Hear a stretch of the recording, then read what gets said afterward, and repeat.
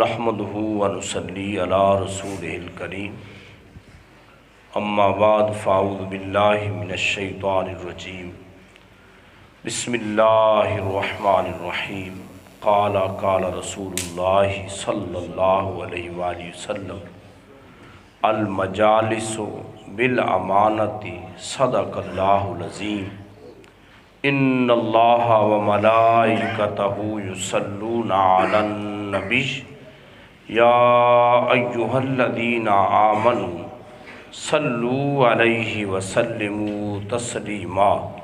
آواز بلند پڑھی الصلاۃ والسلام علیک یا رسول اللہ وعلی آلک واصحابک یا حبیب اللہ، الصلاۃ والسلام علیک یا رحمۃ للعالمین وعلی آلک واصحابک یا خاتم النبیین۔ حمد و صلاۃ کے بعد حضرات ذی وقار، مسلمان کا امانت دار ہونا بہت ضروری ہے۔ یعنی مسلمان ہو اور امانت دار نہ ہو وہ مسلمان نہیں کہلاتا۔ نبی پاک صلی اللہ علیہ وآلہ وسلم کی بڑی عظمتیں ہیں، بڑا مقام ہے، اور اللہ تعالیٰ نے آپ کو بڑے وصف عطا فرمائے ہیں، اور ان وصفوں میں، شانوں میں ایک بہت بڑی شان جو آپ صلی اللہ علیہ وآلہ وسلم کی ہے، یعنی اعلان نبوت سے پہلے اہل عرب جس نام سے آپ کو پکارتے تھے وہ یہی نام تھا کہ محمد صادق بھی ہے اور امین بھی ہے۔ ابھی نبی پاک صلی اللہ علیہ وسلم نے اعلان نبوت نہیں فرمایا۔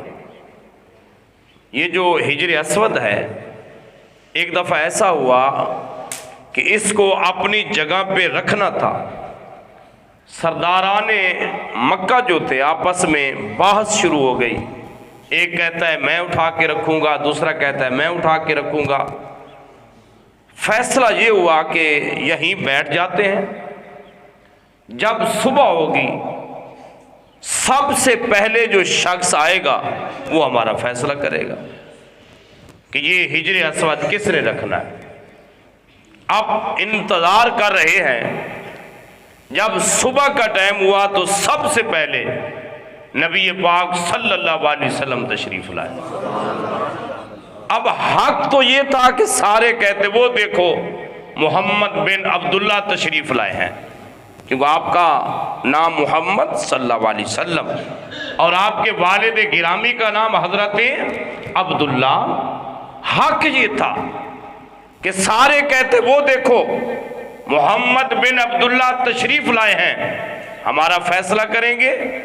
لیکن سب سرداران عرب یک زبان بولے وہ دیکھو صادق بھی آیا ہے، امین بھی آیا ہے، صادق بھی آیا ہے، امین بھی آیا ہے۔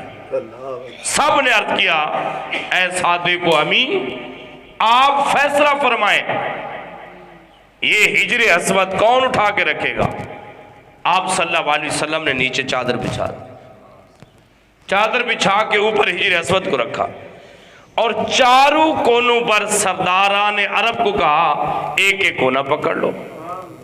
سب نے ایک ایک کونا اس کپڑے کا پکڑا۔ جب وہ ہجر اسود اپنی جگہ کے قریب پہنچا تو سرکار دو عالم صلی اللہ علیہ وسلم نے ید اللہ والے ہاتھوں سے اٹھا کے خود اسے رکھ دیا۔ اللہ اکبر۔ لیکن اعلان نبوت سے پہلے اگر آپ کو جانا جاتا ہے، پکارا جاتا ہے، کافر بھی کہتے ہیں اگر عرب میں صادق دیکھنا ہے، امین دیکھنا ہے، امانت دار دیکھنا ہے، وہ محمد بن عبداللہ ہے۔ یعنی امانت دار ہونا مسلمان کے لیے بہت ضروری ہے۔ ایک حدیث میں آتا ہے کہ مسلمان سب کچھ ہو سکتا ہے، مسلمان جھوٹا نہیں ہو سکتا۔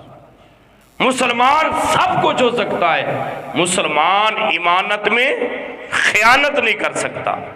اور ایک حدیث پاک میں سرکار دو عالم صلی اللہ علیہ وسلم نے منافق کی 3 نشانیاں بتائیں کہ منافق کی 3 نشانیاں۔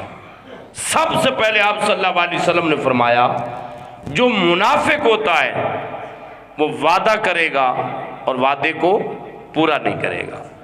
پھر آپ صلی اللہ علیہ وسلم نے فرمایا جو منافق ہوتا ہے وہ بات بات پر جھوٹ بولے گا۔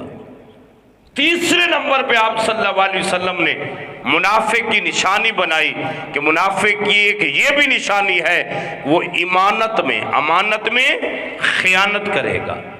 اچھا ہمارے ہاں امانت کا جو شعور ہے نا، ہم یہی کہتے ہیں کہ کسی بندے کو 10,000 روپیہ دیا اور ہم کہتے ہیں یہ میری امانت ہے رکھ لو، میں مہینے بعد لے لوں گا۔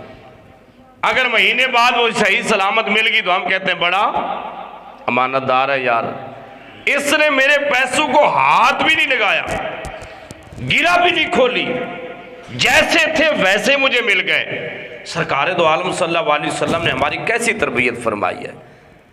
نبی پاک صلی اللہ علیہ وسلم فرماتے ہیں صرف مال رکھنا اور اس کو واپس کرنا امانت داری نہیں ہے۔ نبی پاک صلی اللہ علیہ وسلم نے فرمایا المجالس بالامانت، فرمایا تمہاری یہ جو مجلسیں ہیں، گھر میں بیٹھنا، دکان میں بیٹھنا، کسی کے ڈیرے میں بیٹھنا، کسی بھی مجلس میں بیٹھنا، وہاں جو ایک دوسرے کے ساتھ باتیں کرتے ہو، سرکار نے فرمایا المجالس بالامانت، وہ بھی ایک امانت ہوتی ہے۔ وہ کیا ہوتی ہے؟ امانت ہوتی ہے۔ اکثر دیکھنے میں آتا ہے آدمی بیٹھے ہوتے ہیں 4 5 10 آدمی بیٹھے ہوتے ہیں، ایک آدمی اپنی جگہ سے اٹھتا ہے، ایک بندے کے پاس جاتا ہے، حالانکہ 10 بندے بیٹھے ہیں، سب کے سامنے اس نے بات نہیں کی، ایک بندے کے پاس جاتا ہے اور اس کے کان میں کچھ کہتا ہے۔ وہ کان میں جو بات کہی ہے وہ عام بات نہیں ہے، بلکہ اس نے اپنی امانت اس کو دی ہے کہ میری یہ امانت ہے، کسی کو نہ کہنا۔ اگر بندہ اس بات کو لوگوں کے آگے شیئر کرتا ہے، لوگوں کو بتاتا ہے کہ فلاں آدمی نے فلاں جگہ پہ بیٹھ کے مجھے یہ بات کہی تھی، تو لہذا وہ بھی امانت میں خیانت کر رہا ہے۔ اسی طرح ایک فیکٹری ہے، کارخانہ ہے، اس کا جو آنر ہے، مالک ہے، وہ ایک آدمی کو مقرر کرتا ہے کہ تیری یہ ڈیوٹی ہے، تو نے سب کی بات مجھے بتانی ہے اور جو کام نہ کرے وہ بتانا ہے، اگر وہ نہ بتائے تو یہ بھی امانت میں خیانت ہوتی ہے۔ یعنی امانت میں خیانت صرف پیسہ نہیں ہے یا چیز نہیں ہے، بڑی بڑی ایسی چیزیں ہیں، اور ایک بہت بڑی امانت اگر اس میں بھی خیانت کی جائے تو پھر بھی بندہ خیانت دار ہوتا ہے۔ یعنی ہم نے اللہ تعالیٰ کی بارگاہ میں ایک وعدہ بھی کیا ہوا ہے کہ یا اللہ تو رب ہے، ہم تجھ پر ایمان لائے ہیں، یا اللہ ہم تیری عبادت کریں گے۔ یہ سب کچھ کہنے کے باوجود اگر بندہ ان باتوں پہ عمل نہ کرے تو پھر بھی خیانت دار ہوتا ہے۔